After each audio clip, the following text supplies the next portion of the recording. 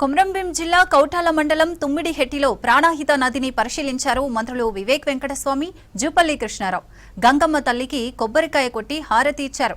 బ్యారేజీ నిర్మాణంపై ఇరిగేషన్ అధికారులను అడిగి తెలుసుకున్నారు. బ్యారేజీలో నీటి నిల్వ సామర్థ్యంపై చర్చించారు.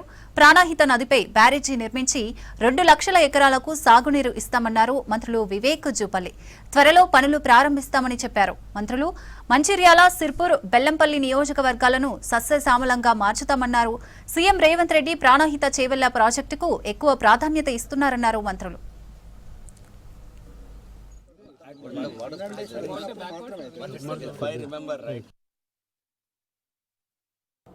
ముఖ్యమంత్రి ఉన్నప్పుడు మేమందరం ఎంపీస్గా ఉన్నాం. అప్పుడు ఆ రోజులలో తెలంగాణ గురించి కొట్లాడటానికి అప్పుడు ఆ సమయంలో ఒక ఒప్పందం అయింది. రితురాజ్ చౌహాన్ గారికి, కిరణ్ కుమార్ రెడ్డి గారికి 152 మీటర్లలో ఈ ప్రాజెక్ట్ పెట్టుకోవచ్చు అని చెప్పి, దీనికి డీటెయిల్స్ వర్కౌట్ చేయమని చెప్పి ఢిల్లీలో అప్పుడు ఆ రోజులలో ఇరిగేషన్ మంత్రివర్గం ముందు ఈ ఒప్పందం కావడం జరిగింది. ఇంప్లిమెంట్ చేయొద్దు, కమిషన్లు ఎట్లా దోచుకోవాలి, ఈ ప్రాజెక్ట్ని విఫలం చేయాలని చెప్పి ఆ రోజులలో పోయి ఫడ్నవీస్ గారితో 148 మీటర్లు చేసి ఈ ప్రాజెక్ట్ని తుమ్మిడిహట్ట నుంచి మేడిగడ్డ వరకు షిఫ్ట్ చేయడం జరిగింది. అంటే ప్రాణహిత చేవెళ్లలో ఇప్పుడే మంత్రి గారు చెప్పినట్టు 35,000 కోట్ల ప్రాజెక్టులో అప్పుడు 11,000 కోట్ల రూపాయలు ఆల్రెడీ ఖర్చు పెట్టడం జరిగింది. కేవలం 25,000 కోట్ల రూపాయలు ఖర్చు పెడితే ఆ ప్రాజెక్ట్ పూర్తిగా అయ్యింది. ఇంకా అంతేగాక ఇప్పుడే చెప్పినట్టు 152 మీటర్స్లో కూడా కేవలము 5,000 ఎకరాలు మహారాష్ట్రలో మునిగిపోతాయి.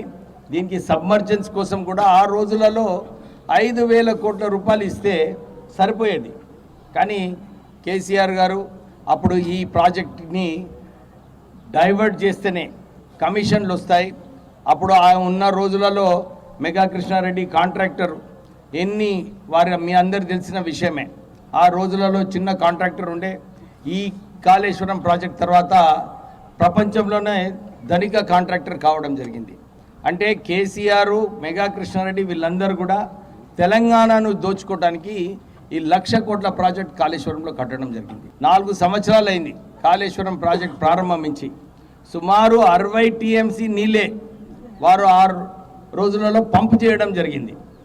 ఎల్లంపల్లిలో పంపు చేసిన తర్వాత గ్రావిటీ నుంచి నీళ్లు తుమ్మిడిహట్ట నుంచి రావడము, ఆ రోజులలో 3,000 కోట్ల రూపాయలు ఎలక్ట్రిసిటీ బిల్లు వచ్చినప్పటికీ కూడా పైనుంచి నీళ్ళు వస్తున్నాయని చెప్పి కింద మళ్ళీ ఆ నీళ్ళన్నీ కూడా వదిలేవలసింది.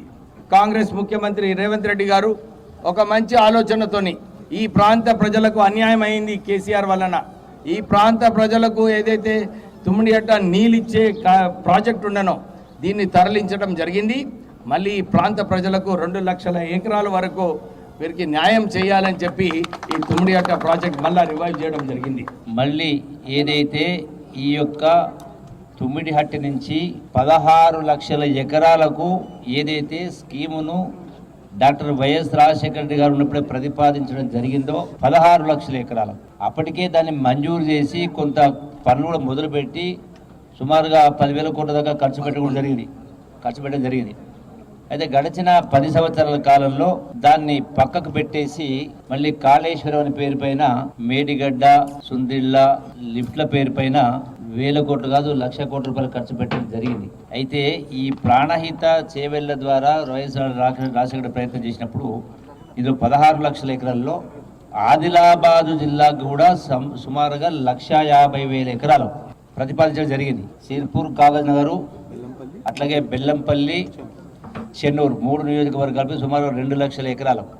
దీంతో పాటుగా ఇక్కడ తుమ్మిడిహట్టి నుంచి ఎల్లంపల్లి దాకా నీళ్లు తీసుకెళ్ళి అక్కడికెళ్ళి ఏదైతే ఆ మొదటగా ప్రతిపాదించిన ప్రకారం ఈ మొత్తం రైతాంగానికి 16 లక్షల ఎకరాలు నీళ్లు ఇవ్వాలి, చేవెళ్ల దాకా నీళ్లు తీసుకెళ్లేటువంటి కార్యక్రమాన్ని ముందుకు తీసుకెళ్లేటువంటి ప్రయత్నంలో భాగంగా ఇప్పటికే సంబంధిత ఇరిగేషన్ శాఖ మంత్రులు ఉత్తమ్ కుమార్ రెడ్డి గారు, గౌరవ ముఖ్యమంత్రి రేవంత్ రెడ్డి గారు అధికారులతోటి పలు దఫాలుగా చర్చించి సమీక్ష చేసి అట్లాగే దానికి స్కీమ్ సంబంధించి కన్సల్టెన్సీకి ఇచ్చి అవన్నీ కూడా తయారు చేయడం జరిగింది. ప్రధానమంత్రి నరేంద్ర మోడీ గారు హైదరాబాద్ వస్తూ ఉన్నారు కాబట్టి ఈ తెలంగాణ రాష్ట్రం కొత్త రాష్ట్రం, వెనుకబడ్డ ప్రాంతం, అప్పులో కూరుకుపోయిన రాష్ట్రం, రైతాంగానికి ఈ సాగునీరు ఇస్తేనే వాళ్ళ మనుగడ అనేది జీవనది సుఖంగా సంతోషంగా ఉంటుంది. కాబట్టి రెండవది, మనం ఏదైతే ఇప్పుడు ప్రధానమంత్రి గారు ఏదైతే వికసిత్ భారత్ అంటా ఉన్నామో, అట్లాగే నీతి ఆయోగ్ అంటా ఉన్నామో, ఈ యొక్క తెలంగాణ రాష్ట్ర రైతాంగం పైన వాళ్ళ సుదీర్ఘకాలమైనటువంటి కళను నెరవేర్చడం కోసం పెద్ద మనసు చేసుకొని మహారాష్ట్ర ముఖ్యమంత్రి ఫడ్నవీస్ గారి దగ్గరికి గౌరవ ముఖ్యమంత్రి గారు, సంబంధిత శాఖ మంత్రులు అందరూ కూడా వెళ్ళడం జరుగుతుంది.